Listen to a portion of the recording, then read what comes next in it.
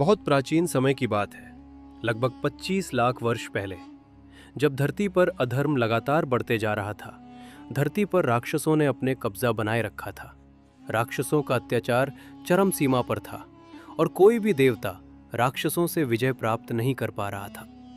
तभी देवताओं ने ये सोचा कि अब हमारा सहायता केवल विष्णु जी ही कर सकते हैं। सभी देवता गण भगवान विष्णु जी के पास जाते हैं और हाथ जोड़कर प्रार्थना करते हैं, हे पालनहार, हमारी सहायता करो, धर्म की रक्षा के लिए कृपा कर कोई उपाय कीजिए। तब देवताओं की प्रार्थना सुनकर भगवान विष्णु ने करुणा से भरा हुआ निर्णय लिया। उन्होंने निश्चय किया कि वे स्वयं मर्यादा पुरुषोत्तम श्री राम के रूप में धरती पर अवतार लेंगे। लेकिन ये कार्य सरल नहीं था। अधर्म के विनाश और धर्म की स्थापना के लिए श्री राम को एक ऐसे दिव्य सहायक की आवश्यकता थी, एक ऐसा महावीर जिसके भीतर हो असीम शक्ति का बल, अटूट भक्ति का प्रकाश और अपार पराक्रम का साहस। एक ऐसा योद्धा जो संकट में भी डगमगाए नहीं और राम के नाम पर अपना सर्वस्व अर्पित कर दे। दक्षिण भारत की पावन भूमि पर हरे भरे वनों और गुफाओं से घिरे अंजन पर्वत पर निवास करती थी एक महान तपस्विनी अंजनी माता। वे केवल एक साधारण नारी नहीं थी, वे थीं भगवान शिव की परम भक्त। दिन हो या रात, वर्षों तक उन्होंने कठोर तपस्या की। धूप, वर्षा और शीत, किसी भी कष्ट ने उनकी भक्ति को डगमगाने नहीं दिया। माता अंजनी भगवान शंकर को बोलती है, हे महादेव, यदि आप मुझ पर प्रसन्न हो तो मुझे ऐसा पुत्र दीजिए जो केवल मेरा ही नहीं बल्कि संपूर्ण संसार का कल्याण करे।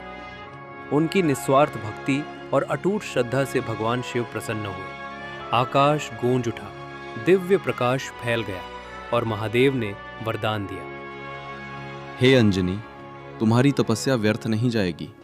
मैं स्वयं तेरे पुत्र के रूप में जन्म लूंगा। उसी पावन समय उत्तर भारत की पवित्र नगरी अयोध्या में राजा दशरथ द्वारा महान पुत्रेष्टि यज्ञ संपन्न हुआ। यज्ञ की अग्नि से एक दिव्य वरदान प्रकट हुआ, अमृत समान खीर, जिसमें देवताओं की कृपा समाई हुई थी। वो दिव्य प्रसाद पवन देव की अदृश्य गति के साथ आकाश मार्ग से अंजन पर्वत की ओर बढ़ा और जब वो अंजनी माता तक पहुंचा तो उस जीवन ईश्वरीय चमत्कार से भर उठा। उसी दिव्य प्रसाद के प्रभाव से अंजनी माता गर्भवती हुई और ये संकेत था एक महाअवतार के आगमन का। उसी पावन समय उत्तर भारत की पवित्र चैत्र मास की पावन पूर्णिमा, मंगलवार का अत्यंत शुभ और दिव्य दिन।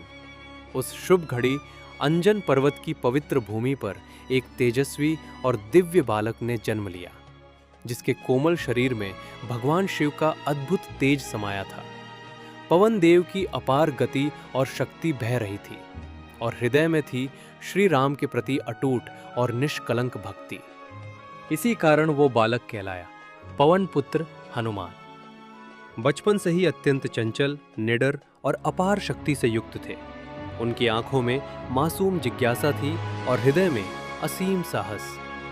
एक दिन भोर के समय जब आकाश में सूर्य लालिमा बिखेरते हुए उगा, बाल हनुमान ने उस चमकते सूर्य को लाल फल समझ लिया और बिना किसी भय के अपनी अद्भुत शक्ति के साथ आकाश की ओर उसे पकड़ने के लिए एक विशाल छलांग लगा दी। बाल हनुमान की वो अद्भुत छलांग देखकर संपूर्ण देवलोक में हलचल मच गई। देवता भयभीत हो उठे।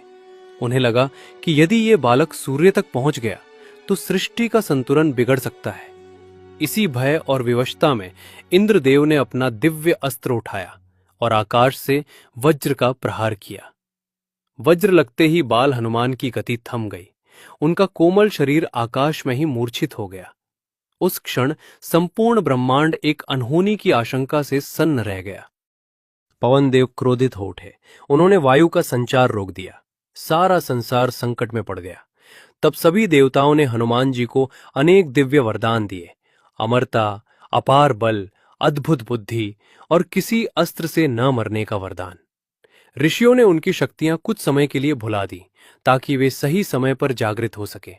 और जब श्री राम से उनकी भेंट हुई तब हनुमान जी बने राम भक्ति के सबसे महान प्रतीक। जहां राम का नाम है वहां हनुमान का काम है। संकट मोचन, महावीर, बजरंगबली। जय श्री राम, जय हनुमान, जय बजरंगबली।